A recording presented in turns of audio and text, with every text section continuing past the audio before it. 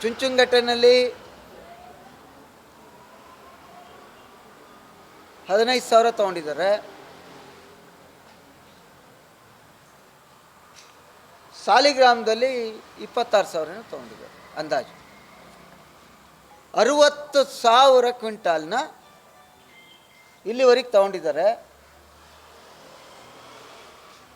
60,000 ಕ್ವಿಂಟಾಲ್ನ ಇನ್ನೂ ಕೂಡ 1.5 ಚೇರ್ ಕೊಡಿ, ಒಂದು ಆ ಕಡೆ ಕೂತ್ಕೊಳ್ಳಿ. 1.5 ಲಕ್ಷಕ್ಕೂ ಹೆಚ್ಚು ಕ್ವಿಂಟಾಲು KR ನಗರ 1ರಲ್ಲೇ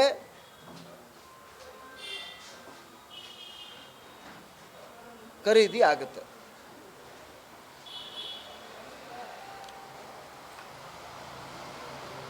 ನಾನು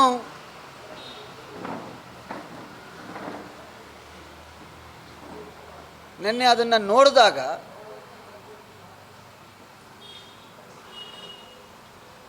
ಒಂದು ಕೆಜಿಗೆ,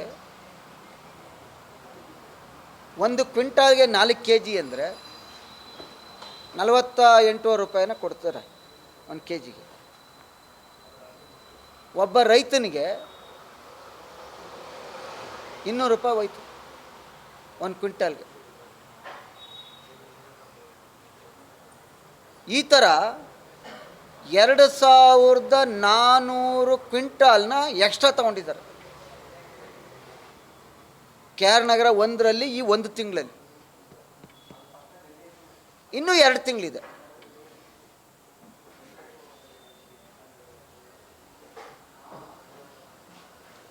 ಆಮೇಲೆ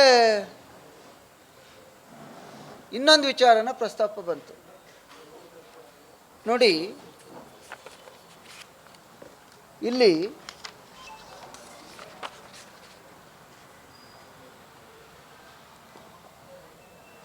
ಒಬ್ಬರು transport, Karnataka food and civil supplies corporation Bangalore, ಇಲ್ಲಿ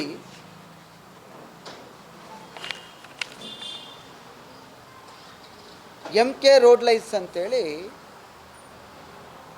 ಇದಕ್ಕೆ ಟೆಂಡರ್ ಆಗಿದೆ. ಇವ್ರ ಕೆಲಸ ಏನು? ರಾಗಿನ ರೈತರು ತಂದು ಅಲ್ಲಿ ಸುರಿದ ಮೇಲೆ ಅದನ್ನು ತುಂಬಿಕೊಂಡು ಲಾರಿಗೆ ಹಾಕಿಸಿ,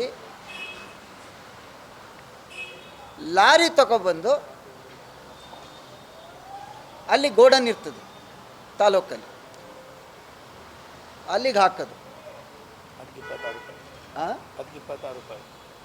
ಅಲ್ಲಿಗೆ ಹಾಕೋದು. ಇಷ್ಟು ಕೆಲಸನ ಮಾಡಬೇಕಾಗಿರೋನು ಈ ಟ್ರಾನ್ಸ್ಪೋರ್ಟ್ ಅವನು. ಇವನಿಗೆ 1 ಕ್ವಿಂಟಾಲ್ಗೆ 32 ರೂಪಾಯಿನ ಕೊಡ್ತಾರೆ. ಇಲ್ಲಿದೆ ಟೆಂಡರ್. ಇದು KR ನಗರ 1ರದ್ದು. ಇನ್ನು ಇಡೀ ಜಿಲ್ಲೆಯಲ್ಲಿ ಎಷ್ಟೋ, ಇಡೀ ರಾಜ್ಯದಲ್ಲಿ ಎಷ್ಟೋ. ಈಗ 1 ಕ್ವಿಂಟಾಲ್ಗೆ 4 kg ಜಾಸ್ತಿ ತಗೋತಾ ಇರೋದು ಒಂದು. ಎರಡನೇದು ಭಾಳ ಆಘಾತಕಾರದ ವಿಚಾರ ಅಂದರೆ, ಇದನ್ನು ಪಾಪ ಕೂಲಿ ಕಾರ್ಮಿಕರು ರೈತ ಸುರಿದಾಗ ತುಂಬಿ ಗಾಡಿಗೆ ಹಾಕ್ತಾರಲ್ಲ, ಲಾರಿಗೆ. ಲಾರಿ ಏಜೆನ್ಸಿದು ಯಾರು ಟೆಂಡರ್ ತೊಗೊಂಡವನು ಅವನದು. ಆ ಲಾರಿಗೆ ಹಾಕಿ ಮತ್ತೆ ಅಲ್ಲಿಂದ ಗೋಡನ್ಗೆ ಹಾಕಬೇಕಲ್ಲ. ಆ 2 ಕೆಲಸ ಅಲ್ಲಿ ಕೂಲಿ ಕಾರ್ಮಿಕರು ಇರ್ತಾರೆ. ಅವ್ರಿಗೆ 50 ಮೂಟೆಯ ಒಂದು ಬ್ಯಾಗ್ಗೆ 26 ರೂಪಾಯಿ ತಗೋತಾ ಇದ್ದಾರೆ.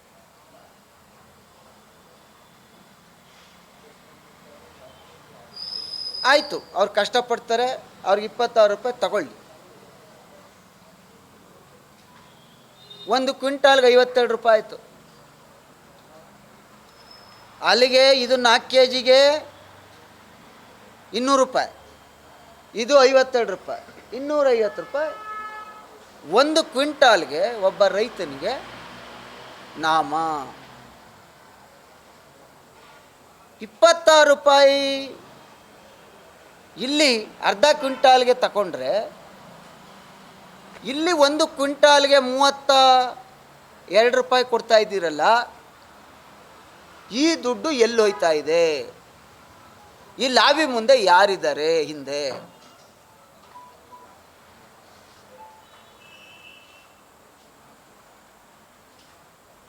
ರೈತ ಇಲ್ಲಿ 4 kg ರಾಗಿನೂ ಕಳ್ಕೋಬೇಕು, ತುಂಬೋ ಅಂಥವ್ರಿಗೆ 26 ರೂಪಾಯಿನ 52 ರೂಪಾಯಿನ ಒಂದು ಕ್ವಿಂಟಾಲ್ ಕೊಡಬೇಕು. ಹಾಗಿದ್ದರೆ ಈ ಟೆಂಡ್ರು ತಗೊಂಡಿರೋನು ಏನು ಮಾಡ್ತಾವನೆ? ಬರೀ ಸಾಲಿಗೆ ಇದು ಕೆ ಆರ್ ನಗರದ ಗೋಡನ್ನಿಂದ ಅದೇ ವೇರ್ ಹೌಸ್ಗೆ ಇವ್ರು ಎಲ್ಲಿ ತೂಕ ಹಾಕ್ತಾರೆ ಅಲ್ಲಿಂದ ವೇರ್ ಹೌಸ್ಗೆ ಅರ್ಧ ಕಿಲೋಮೀಟ್ರು. ಅಲ್ಲಿಗೆ ಒಂದು ಕ್ವಿಂಟಾಲ್ 32 ರೂಪಾಯಿ ಆದರೆ ನಿನಗೆ ಬರೀ ಅಷ್ಟಕ್ಕೆ ಮಾತ್ರ ಕೊಟ್ಟಿರೋ ಇಲ್ಲೈತೆ ಏನೇನು ಮಾಡಬೇಕು.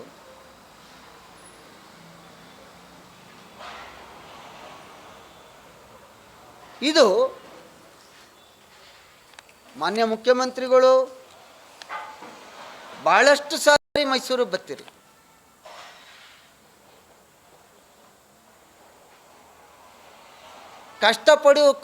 ಕಷ್ಟಪಟ್ಟು ಬೆಳೆಯುವಂಥ ರೈತನ ರಾಗಿ ದುಡ್ಡಲ್ಲಿ ಒಂದು ಕ್ವಿಂಟಾಲು ಏನು 4850 ರೂಪಾಯಿಗೆ ತಗೋತಾ ಇದ್ದೀರಿ, ಅದರಲ್ಲಿ 250 ರೂಪಾಯಿ ಹಗಲು ದರೋಡೆ ಆಯ್ತಾ ಇದೆಯಲ್ಲ.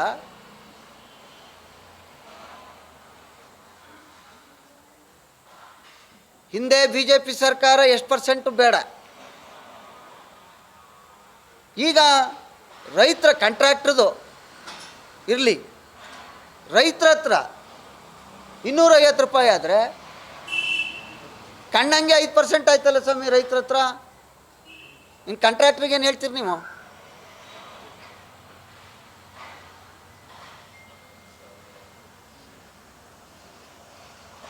ಇದಕ್ಕೆ ರೈತರು ನಿಮ್ಮನ್ನು ಆರಿಸಿದ್ದು ಯಾರಿದ್ದಾರೆ? ಇದು ಹಿಂದೆ ಆಹಾರ ಇಲಾಖೆ ಏನು ಕತ್ತ ಮೇಯಿಸ್ತಾ ಇದೆಯಾ? ಮೈಸೂರಲ್ಲಿ ಆಹಾರ ಇಲಾಖೆ JD ಏನು ಮಾಡ್ತಾ ಇದ್ದಾರೆ? ಫುಡ್ ಮಿನಿಸ್ಟರ್ ಏನು ಮಾಡ್ತಾ ಇದ್ದಾರೆ? ಫುಡ್ ಸೆಕ್ರೆಟರಿ ಏನು ಮಾಡ್ತಾ ಇದ್ದಾರೆ?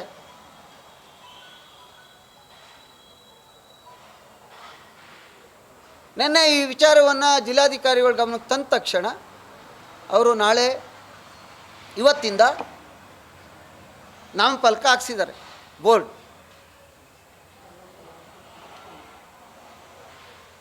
1 kg 160 ಗ್ರಾಮ್ನೇ ತಗೋಬೇಕು 1 ಕ್ವಿಂಟಾಲ್ಗೆ ಅಂತೇಳಿ ಹಾಕಿದ್ದಾರೆ. ಆದರೆ ನಾನು ಒತ್ತಾಯ ಮಾಡ್ತಾ ಇರುವಂಥದ್ದು ಮುಂದಕ್ಕೆ ಸರಿ ಆಯಿತು. ಈ ಹಿಂದೆ ಈಗಾಗಲೇ 60,000 ಕ್ವಿಂಟಾಲ್ ಕೊಟ್ಟಿದ್ದಾರಲ್ಲ, ಅವ್ರಿಗೂ ಕೂಡ 160 1 kg 160 ಗ್ರಾಮ್ ಇಟ್ಕೋಬೇಕು. ಬೇಡ 1.5 kg ಇಟ್ಕೊಳ್ಳಿ ಸ್ವಾಮಿ, ಇನ್ನು 2.5 kg ವಾಪಸ್ ಕೊಡಬೇಕಲ್ಲ.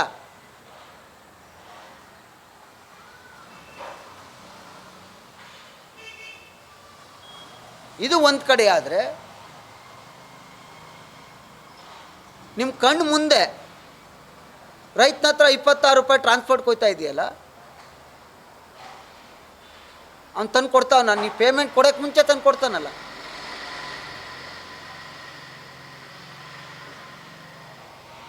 ರೈತರು ಒಂದು 10 ರೂಪಾಯಿ ಕೊಟ್ಟು ರೈತರು 1 ಕ್ವಿಂಟಾಲ್ಗೆ, ಇವನೊಂದು 16 ರೂಪಾಯಿ ಕೊಟ್ಟರೆ 32 ರೂಪಾಯಿಲಿ ಇನ್ನು 16 ರೂಪಾಯಿ ಟ್ರಾನ್ಸ್ಪೋರ್ಟ್ಗೆ ಇಟ್ಕೊಂಡು ನಿನ್ನ ಗುತ್ತಿಗೆ ಆಗೈತಲ್ಲ.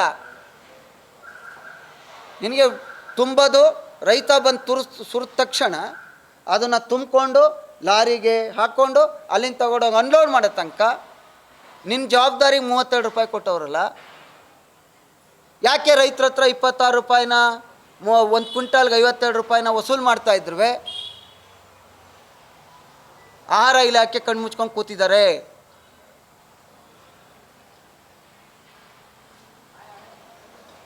ಮೈಸೂರು ಜಿಲ್ಲೆ ಯಾವ್ದಾರು ರಿಮೋಟಲ್ಲಿ ಇದೆಯಾ?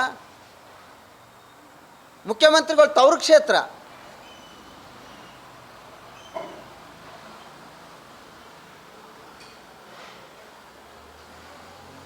ನೆನ್ನೆ ನಾವು ಸ್ಪಾಟ್ ಹೋದಾಗ ಒಂದೆರಡು ಪತ್ರಿಕೆಗಳಲ್ಲಿ ವರದಿ ಆಗಿದೆ. ಇದು ರಾಜ್ಯದಲ್ಲಿ ನಡೀತಾ ಇರ್ತಕ್ಕಂಥ ಲಾಬಿ.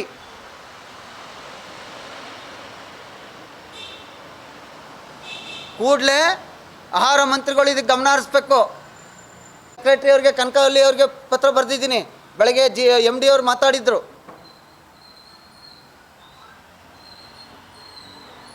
ಈ 60,000 ಕ್ವಿಂಟಾಲು ಇಡೀ ಜಿಲ್ಲೆಯಲ್ಲಿ ಯಾವ್ಯಾವ ತಾಲೂಕಲ್ಲಾಗಿದ್ದಾವೆ ಎಲ್ಲ ರೈತರಿಗೂ ವಾಪಸ್ ಕೊಡಬೇಕು. ರಾಜ್ಯದಲ್ಲಿ ಇವತ್ತಿಂದ ಖರೀದಿ ಕೇಂದ್ರಗಳಲ್ಲಿ ರೇಟ್ ಫಿಕ್ಸ್ ಮಾಡಿರೋ ಬೋರ್ಡ್ ಇರಬೇಕು.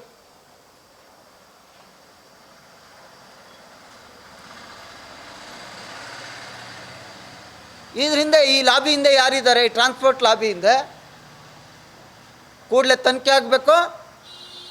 ಅಲ್ಲಿ 26 ರೂಪಾಯಿ ರೈತರಿಂದ ಯಾರು ವಸೂಲು ಮಾಡ್ತಾ ಇದ್ದಾರೆ ಅದನ್ನು ಸ್ಟಾಪ್ ಮಾಡಿ ಈ ಕಾಂಟ್ರಾಕ್ಟ್ರಿಂದ ಕೊಡಿಸುವಂಥ ಕೆಲಸ ಆಗಬೇಕು. ಅವನ ಜವಾಬ್ದಾರಿ ಇದು.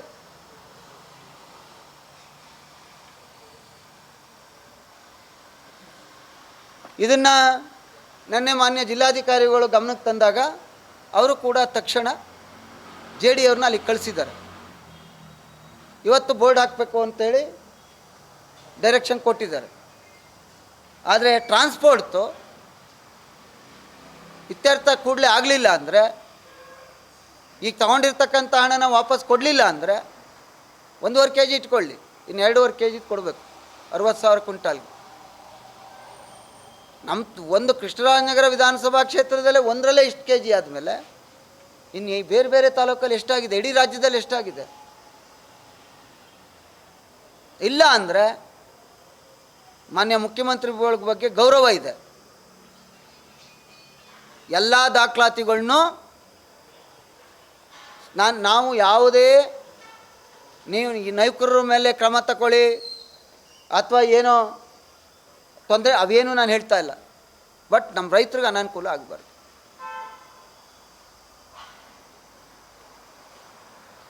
ನೀವು ಇದನ್ನು ಸರಿ ಮಾಡದೇ ಇದ್ದರೆ ಮುಂದೆ ಮಾನ್ಯ ಮುಖ್ಯಮಂತ್ರಿಗಳು ಬಂದಾಗ ಅವ್ರ ಮುಂದೆ ಅನಿವಾರ್ಯವಾಗಿ ಪ್ರತಿಭಟನೆ ಮಾಡಬೇಕಾಯ್ತದೆ.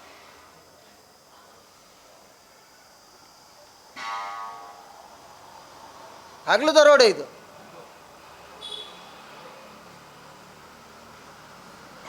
ಎಲ್ಲ ದಾಖಲಾತಿನೂ ನಿಮಗೆ ಅಪ್ಲೋಡ್ ಮಾಡಿಸ್ತೀನಿ.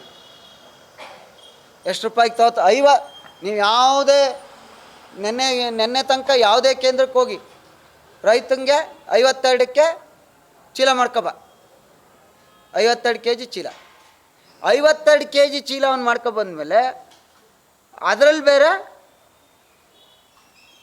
580 ಗ್ರಾಮು ಕಳಿಬೇಕಲ್ಲ, ಅದನ್ನು ಬೇರೆ ಕಳಿಯೋದು ಕ್ವಿಂಟಾಲ್ಗೆ, ಒಂದು ಬ್ಯಾಗ್ಗೆ. ಈ ಕೂಡಲೇ ಯಾರು JDರವರೇ ಬೆಳಗ್ಗೆ ಇದು MD ಜಗದೀಶ್ ಅವರು ಕೂಡ ಮಾತನಾಡಿದ್ದಾರೆ. ಆ ಟ್ರಾನ್ಸ್ಪೋರ್ಟ್ ಅವನಿಗೂ ಕೂಡ ಸೂಚನೆ ಕೊಡಬೇಕು.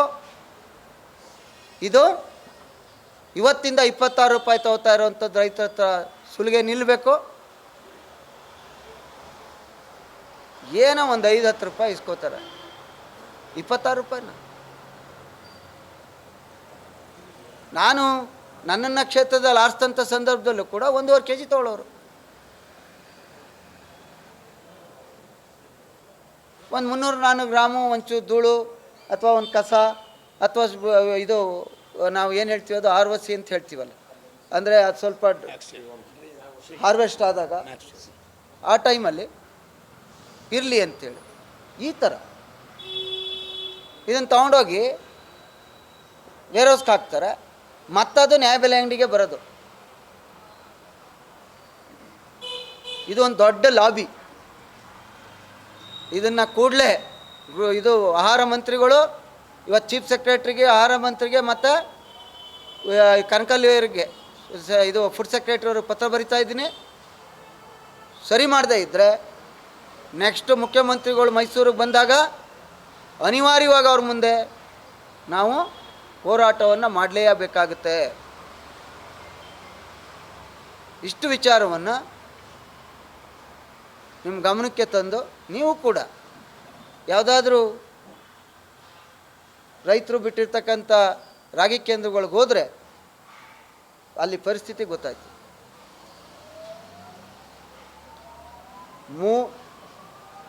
ನೋಡಿ,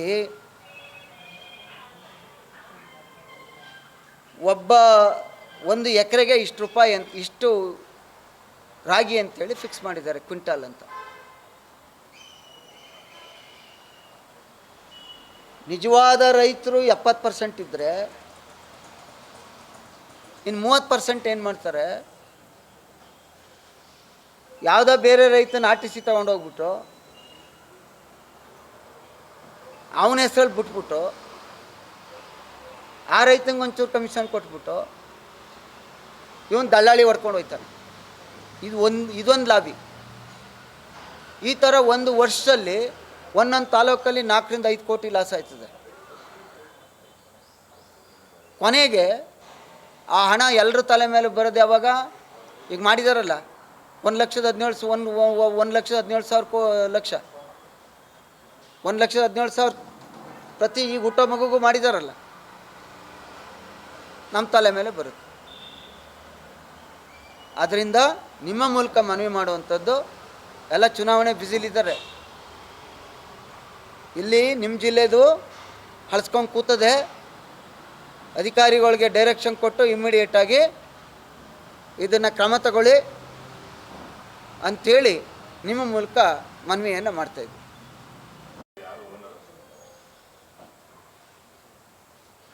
ಅವರು ಯಾರೋ ಒಬ್ಬರು ನಮ್ಮಂಗೆ ಲಾಬಿ ಮಾಡೋರು ಇರಬೇಕು.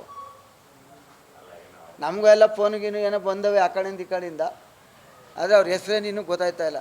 ಓನರ್ ಅದು ಯಾರು ಅಂತ ಅವ್ರು ನೋಡಿ. ಹಾಂ ಹಾಂ ಇಲ್ಲ, ಈ ಭಾಗದ ಅವ್ರ ಹೆಸರಲ್ಲದೆ ಅಲ್ಲೂ ತೊಗೊಂಡವ್ರು ಏನೋ ಗೊತ್ತಿಲ್ಲ. ಇಲ್ಲಿ ಯಾವ್ಯಾವ ತಾಲೂಕ್ತಿದೆ ಅಂತ ಅಲ್ಲೇ ಇದೆ ನೋಡಿ. ಇಲ್ಲಿ ಆರ್ಡರ್ ಕಾಪಿ ಇದು ಅಪ್ಲೋಡ್ ಮಾಡಿಸ್ತೀನಿ. ಬೇರೆ ಕಡೆನೂ ತೊಗೊಂಡಿರ್ಬೋದು, ನಂಗೆ ಗೊತ್ತಿಲ್ಲ.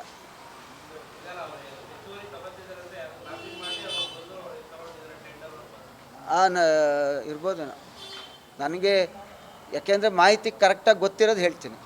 ಇಲ್ಲಿ ಎಷ್ಟು ತಾಲೂಕಿದೆ ಅಂತೇಳಿ ಇಲ್ಲಿದೆ.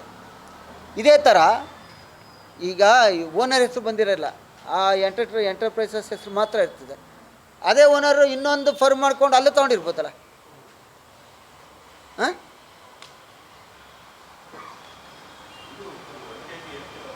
ಹಾಂ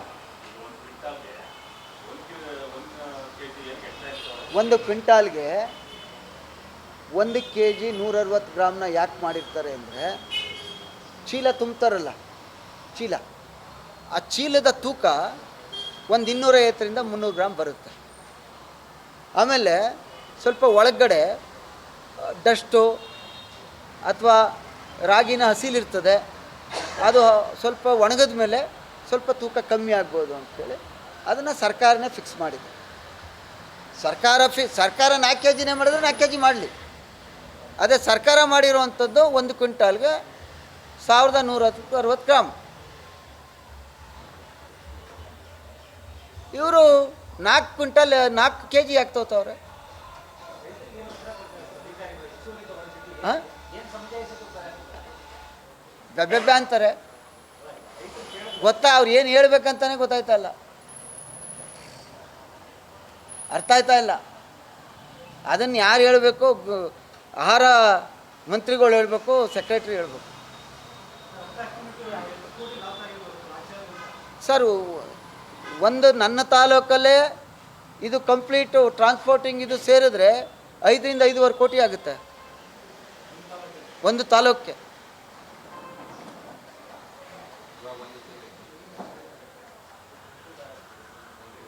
ಎಲ್ಲಿ ಹೆಚ್ಚು ಇನ್ನೂ ನಮ್ಮಲ್ಲಿ ಸ್ವಲ್ಪ ಭತ್ತದ ಕಣಜ ಅಂತ ಇರುವಂಥದ್ದು, ನಮ್ಮಲ್ಲಿ ಡ್ರೈ ಕ್ರಾಪ್ ಕಮ್ಮಿ, ಕೆಲವು ಕಡೆ ಡ್ರೈ ಕ್ರಾಪ್ ಇರುವಂಥ ಕಡೆ ಇದು ಬೆಳೆ ಆಶ್ರಿತ, ಇದು ಮಳೆ ಆಶ್ರಿತ, ಇನ್ನೂ ಜಾಸ್ತಿ ಬಿಟ್ಟಿರ್ತಾರೆ. ಅಲ್ಲೆಲ್ಲ ಏನೇನು ನಡೀತಾ ಇರ್ಬೋದು. ಇದ್ರ ಹಿಂದೆ ಯಾವ ಕೈ ಇದ್ದಾರೆ? ಇಲ್ಲಿ ಪಾಪ ಇಲ್ಲಿ ಜಿಲ್ಲೆಯಲ್ಲಿರೋ ಅಧಿಕಾರಿನೋ ಇಲ್ಲ ತಾಲೂಕಲ್ಲಿರೋ ಎಂಪ್ಲಾಯೀಸೋ ಅವ್ರದ್ದಲ್ಲಿ ಪಾತ್ರ ಅಲ್ಲ. ಇದ್ರ ಹಿಂದೆ ಯಾರೋ ಇದ್ದಾರೆ. ಟ್ರಾನ್ಸ್ಪೋರ್ಟಿಂಗಲ್ಲಿ ಒಬ್ಬರಿದ್ದಾರೆ, ರಾಜಕಾರಣಿಗಳು ಇರ್ಬೋದು, ನನ್ನಂಗೆ ಅಧಿಕಾರಿಗಳು ಇರ್ಬೋದು, ಇಬ್ಬರು ಇರ್ಬೋದು. ಬರೀ ಒಬ್ಬರಿಂದ ಆಗೋದಲ್ಲ, ಇದು ಇಬ್ಬರೂ ಸೇರೇ ಮಾಡಿರೋದು. ಅದು ಬಯಲಿಗೆ ಬರಬೇಕು. ಅದಕ್ಕಿಂತ ಮುಖ್ಯವಾಗಿ ಇವತ್ತಿಂದಲೇ ಬೋರ್ಡ್ ಹಾಕಿದ್ದಾರೆ. ನಮ್ಮಲ್ಲಿ ಡಿ ಸಿ ಅವ್ರು ಏನು ಒಪ್ಕೊಂಡ್ರು ಹಂಗೆ ಹಾಕಿದ್ದಾರೆ. ವಾಪಸ್ ಕೊಡಬೇಕು. ಬಟ್ ಇನ್ನೂ ಟ್ರಾನ್ಸ್ಪೋರ್ಟ್ ಇನ್ನೂ ಸೆಟ್ರೇಟ್ ಆಗಿಲ್ಲ. ಟ್ರಾನ್ಸ್ಪೋರ್ಟು ರೈತರಿಂದನೇ 26 ರೂಪಾಯಿ ತೊಗೋತಾ ಇದ್ದಾರೆ ಅರ್ಧ ಕ್ವಿಂಟಾಲ್ಗೆ. ಅದು ನಿಲ್ಲಬೇಕು. ಅವನೇನೋ ಟೆಂಡ್ರು ಕಮ್ಮಿ ತಗೊಬಿಟ್ಟಿದ್ದ ಅಂದ್ಕೊಳ್ಳಿ, 32 ರೂಪಾಯಿಲಿ 16 ರೂಪಾಯಿನಾದ್ರು ಕೊಡಬೇಕಲ್ಲ. ಅವ್ನು 16 ಕೊಟ್ಟರೆ ರೈತರ ಹತ್ರ ಕೊಟ್ಟರೆ ಒಂದು 15 ರೂಪಾಯಿ ರೈತರಿಗೆ ಉಳಿದ್ರೆ 30 ರೂಪಾಯಿ ಉಳಿತಲ್ಲ.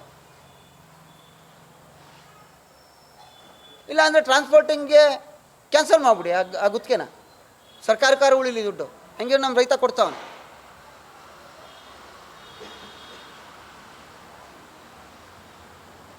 ಇದನ್ನು ನಿಮ್ಮ ಮೂಲಕ ಒತ್ತಾಯವನ್ನು ಮಾಡ್ತಾಯಿದ್ವಿ.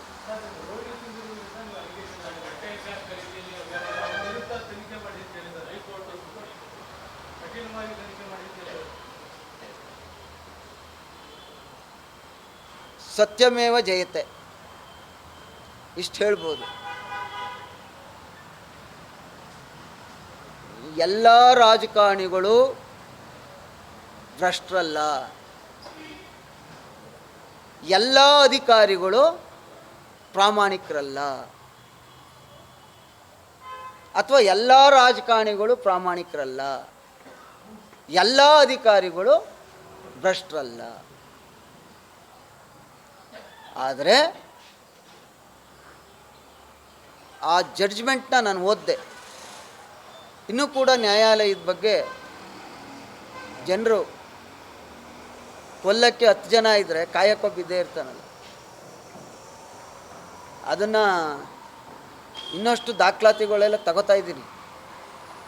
ಯಾಕೆ ತಗೋತಿರ್ಲಿಲ್ಲ. ಇದೆಲ್ಲ ಯಾವುದೋ ಒಂದು ಇವತ್ತು ಬೆಳಗ್ಗೆ ಒಂದು ಸೋಷಿಯಲ್ ಮೀಡಿಯಾದಲ್ಲಿ ನೋಡಿದೆ.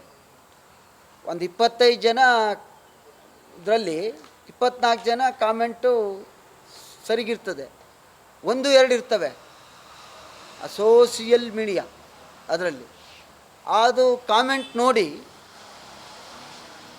ಅಂಥ ಪುಣ್ಯಾತ್ಮರಿಗೂ ಸ್ವಲ್ಪ ಗೊತ್ತಾಗಬೇಕಲ್ಲ. ರಾಜಕಾರಣಿಗಳು, ಅಧಿಕಾರಿಗಳು, ಅಥವಾ ರಾಜ್ಯದ ಮುಖ್ಯಮಂತ್ರಿ, ರಾಜ್ಯದ ಮಂತ್ರಿ, ಅಥವಾ MLAಗಳು, ನಾವು, ಅಥವಾ IAS ಅಥವಾ ಚೀಫ್ ಸೆಕ್ರೆಟ್ರಿ, ನಾವ್ಯಾರೂ ದೇವರಲ್ಲ. ಸರ್ಕಾರಿ ನೌಕರ ಡಿ ಗ್ರೂಪ್ನವನಿಂದ ಹಿಡಿದು ಈ ರಾಜ್ಯದ ಚೀಫ್ ಸೆಕ್ರೆಟರಿ ತನಕ ಸರ್ಕಾರದ ಸೇವಕರು. ನಾವು ಗ್ರಾಮ ಪಂಚಾಯತಿ ಮೆಂಬರಿಂದ ರಾಜ್ಯದ ಚೀಫ್ ಸೆಕ್ರೆಟರಿ ತನಕ, ಇದು ಮುಖ್ಯಮಂತ್ರಿ ತನಕ ಸಾರ್ವಜನಿಕ ಸೇವಕರು. ಯಾರಿಗೂ ಏನು ಕೊಂಬಿಲ್ಲ. ಆದರೆ ಇದ್ರ ಬಗ್ಗೆ ಈ ಇಶ್ಯೂ ಡೈಲ್ಯೂಟ್ ಆಗುತ್ತದೆ.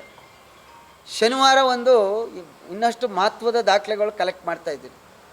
ಅದೆಲ್ಲ ಶನಿವಾರ ಬಂದ ಮೇಲೆ ಶುಕ್ರವಾರ ಸಂಜೆ ತಲುಪುತ್ತೆ. ಶನಿವಾರ ಯಾಕೆಂದರೆ ನೀವು ಭಾಳ ಮುಖ್ಯ.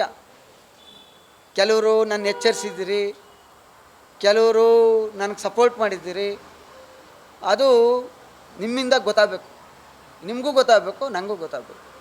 ಅದನ್ನ ಮೋಸ್ಟ್ಲಿ ಶನಿವಾರ ಒಂದು ಜೊತೆ ನಿಮ್ಮ ಜೊತೆ ಹಂಚ್ಕೊಳ್ಳೋಣ ಅಂತ ಅಂದ್ಕೊಂಡಿದ್ದೀನಿ. ಅದಕ್ಕೆ ಮುಂಚೆ ಆ ಜಡ್ಜ್ಮೆಂಟ್ ಇದೆಯಲ್ಲ, ನೀವು ಒಂದು ಆರ್ಡ್ರ್ ಓದಬೇಡಿ. ಕಂಪ್ಲೀಟು ಜಡ್ಜ್ಮೆಂಟ್ನ ಬೇಕಾದ್ರೆ ನಾನು ಗ್ರೂಪ್ಗೆ ಹಾಕ್ತೀನಿ. ಅದು ಅಪ್ಲೋಡ್ ಆಗಿದೆ, ಮಾನ್ಯ ನ್ಯಾಯ ಪೀಠ ಅಪ್ಲೋಡ್ ಮಾಡಿದೆ. ಅದನ್ನು ಓದಿ. ಅದನ್ನು ನೀವು ಓದಿದ್ರೆ ಯಾರು ತಪ್ಪು ಯಾರು ಸರಿ ಅನ್ನುವಂಥದ್ದು ನಿಮಗೆ ಗೊತ್ತಾಗುತ್ತೆ. ಆಮೇಲೆ ಇಷ್ಟೆಲ್ಲ ಹೇಗೆಲ್ಲ ಮ್ಯಾನಿಪ್ಯುಲೇಟ್ ಮಾಡ್ಬೋದು ಅನ್ನೋದು ಕೂಡ ಅದರಲ್ಲಿದೆ. ಮಾಡ್ತಾರೆ ಅನ್ನುವಂಥದ್ದು. ಅದನ್ನು ನಾನು ಶನಿವಾರ ನಿಮ್ಗಳ ಜೊತೆ ಖಂಡಿತವಾಗಿ ಇನ್ನೊಂದಷ್ಟು ದಾಖಲಾತಿಗಳು ಕೊಟ್ಟು ಹಂಚ್ಕೊಳ್ಳುವಂಥ ಕೆಲಸ ಮಾಡ್ತೀನಿ. ಏನಿಯೋ ಥ್ಯಾಂಕ್ ಯು.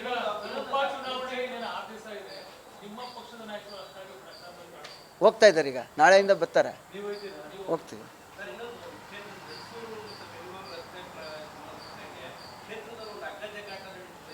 ಏನಂತಾರೆ ಬದ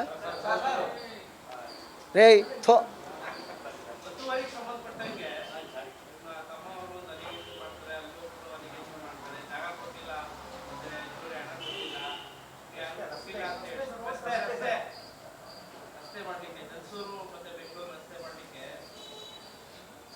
ಸಾಲಿಗ್ರಾಮದ್ದು ನೋಡಿ, ಯಾವ ವಿಚಾರನ ಎಲ್ಲಿ ಪ್ರಸ್ತಾಪ ಮಾಡಬೇಕು ಅಂತ ಗೊತ್ತಿಲ್ಲದೆ ಇರೋರನ್ನ, ಈಗ ಶುಗರ್ ಫ್ಯಾಕ್ಟ್ರಿ ನಾನಿದ್ದಾಗ ನಿರಾಣಿಯವ್ರಿಗೆ ಗುತ್ತಿಗೆ ಕೊಟ್ಟು ಪ್ರಾರಂಭ ಮಾಡಿಸಿದ್ದೆ. 3 ವರ್ಷ ಆಯಿತು ಬಾಗ್ಲಾಕಿ. ರಸ್ತೆ ನಾನು ಶಾಸಕನಾಗಿದ್ದಾಗಲೇ ಅದು ಕ್ಯಾರ್ಪೇಟೆಯಿಂದ ರೇವಣ್ಣವರು, ಕುಮಾರಣ್ಣವರು ಅವತ್ತಿನ ಸರ್ಕಾರಗಳು ತೀರ್ಮಾನ ಮಾಡಿ ಅಪ್ ಟು ಅರಕಲಗೂಡು ತನಕ ತೊಗೊಂಡೋಗುವಂಥ ರಸ್ತೆ 95% ನಾನು ಶಾಸಕನಿದ್ದಾಗಲೇ ಮುಗಿದೋಗಿದೆ. ಅಲ್ಲಿ 3 ಕಡೆ ಪ್ರಾಬ್ಲಮ್ ಇತ್ತು. ಒಂದು ಹರದನಹಳ್ಳಿ ಮೇಲ್ಗಡೆ ಸೈಟ್ ಹತ್ರ ನೀರು ಜಾಸ್ತಿ ಬಂದಿದ್ದು, ಕೆಳಗಡೆ ಹೋಗ್ಬೇಕಲ್ಲ, ಕೆಳಗಡೆ ಹೋಗ್ಬೇಕಾದ್ರೆ ನೀರು ಜಾಸ್ತಿ ಬಿಟ್ಬಿಟ್ರೆ ಕೊಚ್ಕೊಂಡು ಹೋಗ್ಬಿಡ್ತದೆ ಬೇರೆಯವ್ರ ಜಮೀನು. ಅದೊಂದು ಭೂಮಿ ಅಕ್ವಿಷನ್ ಆಗಿರಲಿಲ್ಲ, ಅದೊಂದು ಮಾಡಿಸಿ ನಾನಿದ್ದಾಗಲೇ ಮಾಡಿಸಿದ್ದೆ. ಈಗ ಪೇಮೆಂಟ್ ಕೊಟ್ಟು ಅದು ಸೆಟ್ರೇಟ್ ಆಯಿತು. ಇನ್ನೊಂದು ನನ್ನ ತಮ್ಮಂದು ಪೆಟ್ರೋಲ್ ಬಂಕ್ ಇದೆ, ಅಲ್ಲಿ ದುಡ್ಡು ಕೊಟ್ಟಿದ್ದಾರೆ, ಪರಿಹಾರನೂ ತೊಗೊಂಡಿದ್ದಾರೆ, ಕೆಲಸನೂ ಆಗಿದೆ ಅಲ್ಲಿ.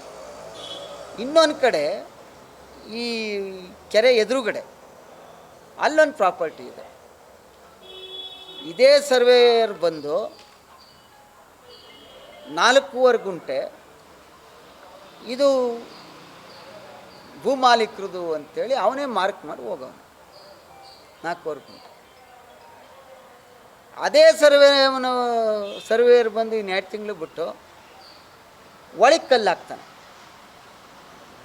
ಆಯಿತಾ, ನನ್ನ ಹತ್ರ ಅಫಿಷಿಯಲ್ಸ್ ಬಂದರು, ರಸ್ತೆ ಎಲ್ರಿಗೂ ಬೇಕಾಗಿರೋದು, ಒಂದು ಕೆಲಸ ಮಾಡಿ, ಅವನೇನು 2.5 ಎಕರೆ ಅಲ್ಲಿ ಇಳುವಳಿ ಭೂಮಿ ಇದೆ, ಅದೇನು ಇದು ಯಾರೇ ನೋಡಿದ್ರು ಚೆಕ್ ಬಂದಿ ಇರುತ್ತೆ, ಇಲ್ಲಿಂದ ಎಷ್ಟು ಚೈನು ಅಂತ ಇದ್ದೇ ಇರ್ತದೆ. ಅದನ್ನು ನೋಡಿ ಕರೆಕ್ಟಾಗಿದ್ದರೆ ಬಿಡಿಸ್ಕೊಡ್ತೀನಿ, ನಿಮ್ಮದು ಆಗಿದ್ದರೆ. ಭೂಮಾಲೀಕರಿಂದಾದರೆ ನೀವು ಪರಿಹಾರ ಕೊಡಬೇಕಾಗಿದೆ. ಸರಿ ಪಾಪ ಅವ್ರು 2 ಸಾರಿ ಬಂದರು, ಆಮೇಲೆ ಅಳಿಸಿದ್ರು, ಆಮೇಲೆ GPS ಸರ್ವೆ ಆಯ್ತಲ್ಲ ಅದು ಮಾಡಿಸಿದ್ವಿ. ಅದು 2.5 ಎಕರೆ ಏನೋ ಒಂದು ಹಿಡುವಳಿ ಬರುತ್ತೆ, ಅದರಲ್ಲೇ ಒಂದು 4-5 ಅಡಿ ಬರುತ್ತೆ. ಅವರು ಅವನ ಜೊತೆ ಕನ್ವಿನ್ಸ್ ಮಾಡಿ ಪರಿಹಾರ ಕೊಡ್ತೀವಿ ಅನ್ನೋ ಷರತ್ನಾರು ಒಪ್ಕೊಂಡು ಬಿಡಿಸ್ಕೊಂಡ್ರೆ ಊರಿನ ಅಭಿವೃದ್ಧಿ, ಅದೇನು ತಪ್ಪಲ್ಲ. ಪರಿಹಾರ ಇಲ್ದೇ ಭೂಮಿ ಕೊಡೋಕ್ಕಾಗುತ್ತಾ? ಆಯಿತು. ಒಂದು ದಿವಸ ನಾನು ಡೆಲ್ಲಿಲಿದ್ದೀನಿ, ಪೊಲೀಸ್ ಕರ್ಕೊಂಡು ಹೋಗ್ಬಿಟ್ಟು ತೆಂಗಿನ ಮರ 8-10 ತೆಂಗಿನ ಮರ ಒಡ್ಸಾಕ್ಬಿಟ್ರು. ಆಯಿತು ಪಾಪ, ಅಧಿಕಾರಿಗಳು ಮಾಡಿರ್ತಾರೆ, ಯಾರು ಮಾಡಿಸೋರೆ ಅಂತ ನಾನೇನು ಹೇಳೋಕ್ಕೋಗಲ್ಲ. ಆಮೇಲೆ DC ಅವ್ರಿಗೆ ಮಾತಾಡಿದೆ, ನೀವು ಅಳಿಸಿ, ಇದು ಭೂಮಾಲೀಕಂದಾದರೆ ಪರಿಹಾರ ಕೊಡಿ, ಭೂಮಾಲೀಕಂದು ಅಲ್ಲದೆ ಹೋದರೆ ತಗೊಳ್ಳಿ ಅಂತ ಹೇಳಿದ್ದೀವಿ. ಅದು ಇಂಜಿನಿಯರ್ಸ್ 3-4 ಸಾರಿ ಬಂದಿದ್ರು ನನ್ನ ತವ್ಗೆ. ಕಾನೂನು ಪ್ರಕಾರ ಏನಾಯ್ತು ಅದೇ ತಾನೇ ಆಗೋದು. ಸರ್ವೆ DC ಅವ್ರಿಗೆ ಹೇಳಿದ್ರೆ ಸರ್ವೆ ಇಲಾಖೆಗೆ ಒಂದು ಲೆಟ್ರ್ ಕೊಟ್ಟರೆ ಹೋಗಿ AD ಎಲ್ಲ ನಿಂತ್ಕೋತಾರೆ, ಸರ್ವೆ ಮಾಡ್ತಾರೆ, ಸ್ಕೆಚ್ ಮಾಡ್ತಾರೆ. ಎಷ್ಟಾಗಲ್ಲ ಒತ್ತುವರಿ ಇವನು ಮಾಡಿದರೆ ಬಿಡಬೇಕಾಯ್ತದೆ, ಇವಂದಾಗಿದ್ದರೆ ಅವ್ರು ಪರಿಹಾರ ಕೊಡಬೇಕಾಯ್ತದೆ. ಅದನ್ನು ವಿಧಾನಸಭೆಯಲ್ಲಿ ಮಾತಾಡುವಂಥದ್ದು ಏನಿದೆ, ಅಲ್ಲಿಗೆ ನಿಮಗೆ ನಿಮ್ಮ ತಾಲೂಕಿನ ಅಧಿಕಾರಿಗಳು ನಿಮ್ಮ ಕಂಟ್ರೋಲಲ್ಲಿಲ್ಲ ಅಂತ ಆಯ್ತಲ್ಲ. ಯಾವ ವಿಚಾರನ ನೀವು ಜಿಲ್ಲಾ ಪಂಚಾಯತಿ ಮೆಂಬರಲ್ಲ, ನೀವೊಬ್ಬರು ವಿಧಾನಸಭಾ ಸದಸ್ಯರು, ಯಾವುದನ್ನು ಎಲ್ಲಿ ಚರ್ಚೆ ಮಾಡಬೇಕು ಅನ್ನೋ ತೀರ್ಮಾನ ಮಾಡಿ ಮಾಡಬೇಕಿತ್ತು. ನಾವೇನು ಚರ್ಚೆ ಮಾಡೋಕ್ಕೆ ಹೋಗ್ತಿರಲಿಲ್ಲ, ನೀವು ಕೇಳಿದ್ದು ಕೇಳಿದೆ.